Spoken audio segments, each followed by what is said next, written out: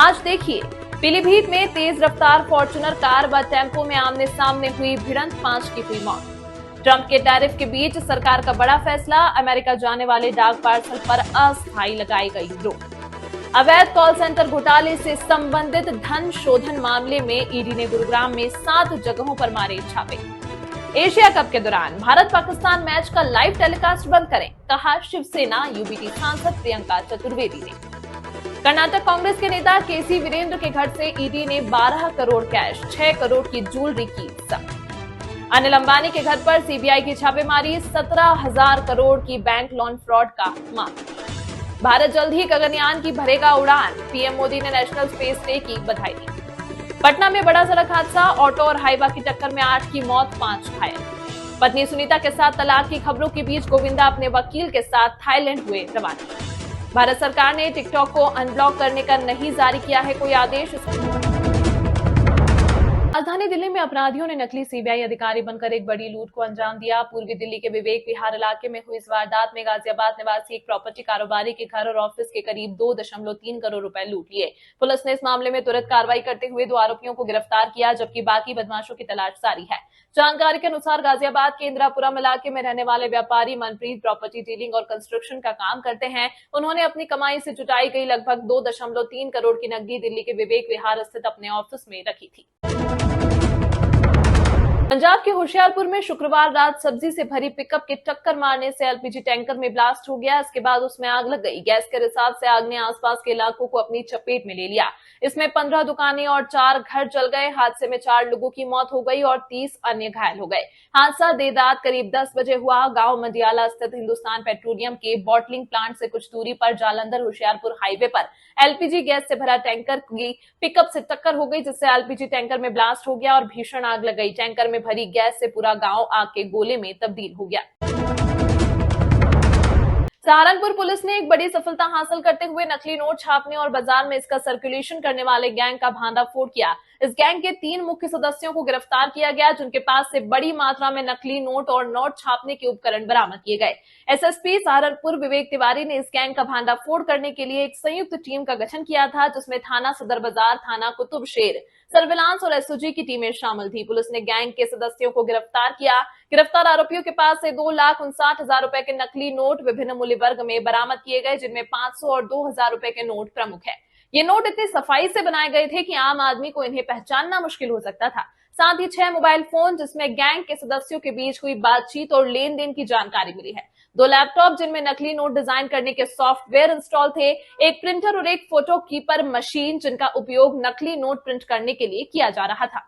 साथ ही security paper बरामद हुए, जो विदेशी वेबसाइट से मंगवाए गए। विशेष सिक्योरिटी थ्रेड लगे पेपर की शीट्स, 6 आधार कार्ड जो फर्जी या चोरी के हो सकते हैं, एक जावा मोटरसाइकिल जिसका उपयोग गैंग के सदस्य आपस में मिलने और नकली नोट पहुंचाने। 5 साल बाद चीन के वीडियो स्ट्रीमिंग प्लेटफॉर्म टिकटॉक और shopping website Ali express Bharat में दोबारा एक्टिव हो गई। हालांकि टिकटॉक ऐप अब भी गूगल प्ले स्टोर और एप्पल स्टोर पर उपलब्ध नहीं है। 2020 में सुरक्षा कारणों से भारत सरकार ने टिकटॉक समेत 59 चीनी ऐप्स पर प्रतिबंध लगाया था।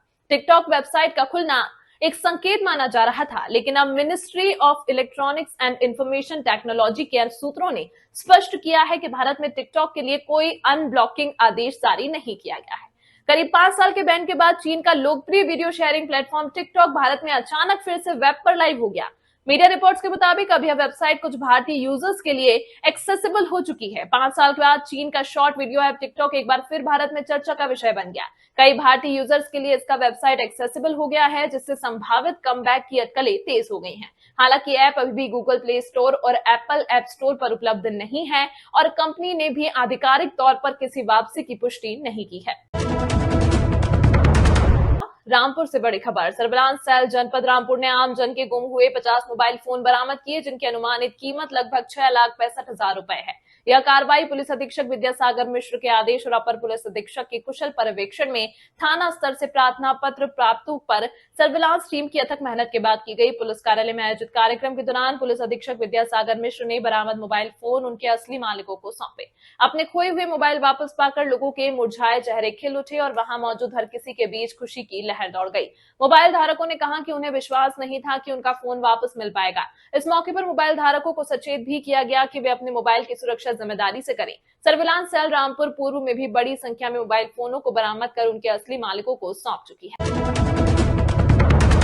संपत्ति विवाद के चलते नवायार्ड क्षेत्र के बुजुर्ग दंपति अपने बेटे और बहू से परेशान होकर आज वडोदरा पुलिस कमिश्नर को आवेदन देने पहुंचे। नवायार्ड इलाके में रहने वाले एक बुजुर्ग व्यक्ति की फूल पौधों की नर्सरी की जमीन को लेकर बेटे के साथ विवाद चल रहा था। मामला तब बिगड़ा जब बेटे ने पिता के प्लॉट से पौधों की बिक्री शुरू कर दी। इस बात को लेकर बेटे और उसकी पत्नी ने न सिर्फ बुजुर्ग पिता को गाली गलौज की बल्कि उन्हें जान से मारने की धमकी दी। पीड़ित पिता की शिकायत पर फतेहगंज पुलिस ने मामला दर्ज किया, लेकिन बेटे के खिलाफ कोई कार्रवाई न होने से आक्रोशित दंपति सीधे पुलिस कमिश्नर कार्यालय पहुंचे और न्याय की गुहार लगाई। नेपाल में लगातार हो रही भारी बारिश से महाराजगंज जनपद में नेपाल से बहकर आने वाले महाव नाले में पानी के उफान से शुक्रवार को जनपद के बरगदवा थाना क्षेत्र स्थित देवघट्टी गांव के हरकपुरा टोले सामने लगभग 10 मीटर तटबंध टूट गया।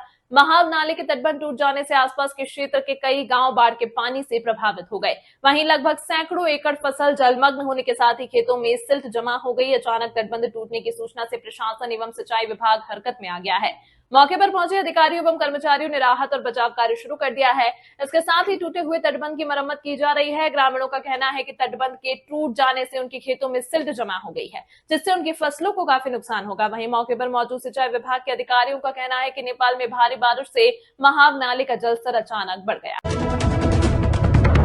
पटना बिहार की राजधानी में भ्रष्टाचार का एक चौंकाने वाला मामला सामने आया है। आर्थिक अपराध इकाई ईओयू की टीम ने ग्रामीण कार्य विभाग में सुपरिटेंडेंट इंजीनियर के पद पर तैनात विनोद कुमार राय के आवास पर छापा मारा। छापेमारी के दौरान अवैध संपत्ति के ऐसे सबूत सामने आए कि जांच अधिकारी भी हैरान रह गए। सूत्रों के अनुसार अधिकारी दरवाजे पर घंटों खड़े रहे क्योंकि अभियुक्त की पत्नी ने टीम को घर में प्रवेश करने से रोका। इस दौरान अंदर से जलते हुए नोटों की गंध और धुआं निकलता देख शक गहरा गया। सूचना अमंगकुआ थाना पुलिस को दी गई। पुलिस की मदद से सुबह करीब 5 बजे जबरन घर में एंट्री की गई। अधिकारी जैसे ही घर में दाखिल हुए लाखों रुपए के नोट जलाए जा चुके थे। घर की नालियों में इतनी मात्रा में रुपए भर दिए गए थे कि सीवरेज पूरी तरह जाम हो गया। पुलिस ने भारी मात्रा में संपत्ति बरामद की है, जिसमें लगभग 35 लाख रुपए नकद, लाखों के जले हुए नोट, करोड़ों की जमीन के कागजात, 12 से अधिक बैंक खातों में जमा राशि के दस्तावेज और सोने चांदी के भारी आभूषण शामिल है। जले हुए नोटों की जांच के लिए एफएसएल की टीम को मौके पर बुलाया गया है। फिलहाल ईओयू की कार्रवाई जारी है। अधिकारियों के मुताबिक जांच आगे बढ़ाने पर करोड़ों की अतिरिक्त संपत्ति का खुलासा हो सकता है। कर्नाटक के धर्मस्थल में कई शवों को दफनाने के मामले में एक नया ट्विस्ट आ गया है। इस मामले में अब एसआईटी ने शिकायतकर्ता को ही गिरफ्तार कर लिया है। यह वही शख्स है जिसने पिछले 2 दशक में धर्मस्थल में कई हत्याओं और रेप के बाद शवों के दफनाने का आरोप लगाया था। शिकायतकर्ता अब तक अपनी पहचान जनता से छिपाने के लिए नकाब पहने हुआ था। एसआईटी ने आरोपी की पहचान सीएन चिन्नैया उर्फ चेन्नई ने सामूहिक हत्याओं और दफनाने से जुड़े एक मामले में मुखबिर होने का दावा किया था और कानूनी सुरक्षा की मांग की थी। अधिकारियों ने बताया कि विशेष जांच दल एसआईटी ने उसके दावों को लेकर उससे कई घंटों तक पूछताछ की और उसके दावे झूठे और मनगढ़ंत पाए जाने पर उसे हिरासत में ले लिया गया। एक महिला ने पहले शिकायत की थी कि उसकी एमबीबीएस छात्रा बेटी धर्मस्थल से लापता हो गई है, अपने दावे से मुकर गई। पीड़ित ने पुलिस को बताया कि आरोपियों ने उन्हें वाईएफएक्स और विनर विजन ग्लोबल कंपनी में निवेश करने के लिए कहा था। उन्हें बताया था कि कंपनी शेयर मार्केट में व्यापार करती है और हर महीने 10% रुपए वापस देने का वादा करती है। आरोपियों ने पीड़िता को विश्वास दिलाने के लिए एक फर्जी सॉफ्टवेयर का इस्तेमाल किया जो ट्रैक की आय को दर्शाता है। आरोपी शक्ति सिंह ने पीड़ित को बताया कि उनकी कंपनी का ऑफिस मेरठ बाईपास रोड विलास होटल के पीछे है। पीड़ित को एक आईडी बनवाने के लिए कहा गया, जिसके लिए 46,500 रुपए ऑनलाइन ट्रांसफर कराए गए। इसके बाद आरोपियों ने पीड़ित से अलग अलग ऑनलाइन और नगद माध्यमों से कुल 66,36,750 रुपए ठग लिए। पीड़ित ने जब कंपनी के कागजात दिखाने को कहा तो आरोपियों ने मना कर दिया। इसके बाद कंपनी और ऑफिस दोनों ही गायब हो गए, जिसके बाद पीड़ित को एहसास हुआ कि वे ठगी का शिकार हो गई है। पुलिस ने पीड़ित की तहरीर पर मुकदमा दर्ज कर जांच शुरू कर दी है। एसपी सिटी व्योम बिंदल ने बताया कि आरोपियों के खिलाफ कार्रवाई की जाएगी और पीड़ित को न्याय दिलाने का प्रयास किया गया। खबर जनपद प्रतापगढ़ के लीलापुर कोतवाली की है, जहां रास्ते के विवाद को लेकर 2 पक्षों में जमकर मारपीट हुई। पीड़ित करण कौरी का आरोप है कि मैं सीमेंट लेकर घर में प्लास्टर के लिए आ रहा था कि वहीं मेरे पड़ोसी ने मेरे दरवाजे के पास खुदने की बात पर लाठी, डंडा व धारदार हथियार हमला कर दिया। मारपीट का वीडियो सोशल मीडिया पर जमकर वायरल हो रहा है। तो वहीं मारपीट की घटना को लेकर 6 लोगों को आई गंभीर चोट आई है। घायलों का लालगंज से सीएचसी लाया गया, जहां चिकित्सकों ने प्राथमिक उपचार के बाद 4 की हालत गंभीर देखते हुए बेहतर उपचार के लिए जिला अस्पताल रेफर कर दिया है। मामले को लेकर प्रभारी निरीक्षक लीलापुर का कहना है कि तहरीर प्राप्त होने के बाद विधिक कार्रवाई की जाएगी। मामले की जांच जारी है। क्राइम ब्रांच पुलिस को बड़ी सफलता मिली है। टीम ने अंतर्राज्यीय स्तर पर सक्रिय गांजा तस्कर को गिरफ्तार कर 187 किलो अवैध गांजा बरामद किया है। बरामद नशे की कीमत अंतर्राष्ट्रीय बाजार में करीब 75 लाख रुपए आंकी गई है। इसके साथ ही पुलिस ने तस्करी में प्रयुक्त एक कैंटर वाहन भी जब्त किया है। एडीसीपी क्राइम पीयूष कुमार सिंह ने बताया गिरफ्तार आरोपी की पहचान राकेश निवासी फिरोजाबाद के रूप में हुई है। पुलिस टीम ने उसे वैग सिटी थाना क्षेत्र के इनायतपुर रोड से दबोचा है। आरोपी उड़ीसा से गांजा लाकर दिल्ली और पश्चिमी उत्तर प्रदेश के जिलों में सप्लाई करता था। पूछताछ में आरोपी ने बताया कि वह 5वीं कक्षा तक पढ़ा है और पढ़ाई छोड़कर ट्रक ड्राइविंग सीखी।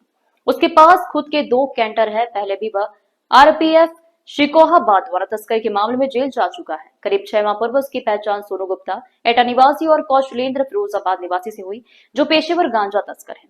ये दोनों उड़ीसा से गांजा मंगवाते हैं और सप्लाई नेटवर्क तैयार करते हैं। इस न्यूज के प्रायोजक है सर्वोकॉन, रखे सब कंट्रोल में।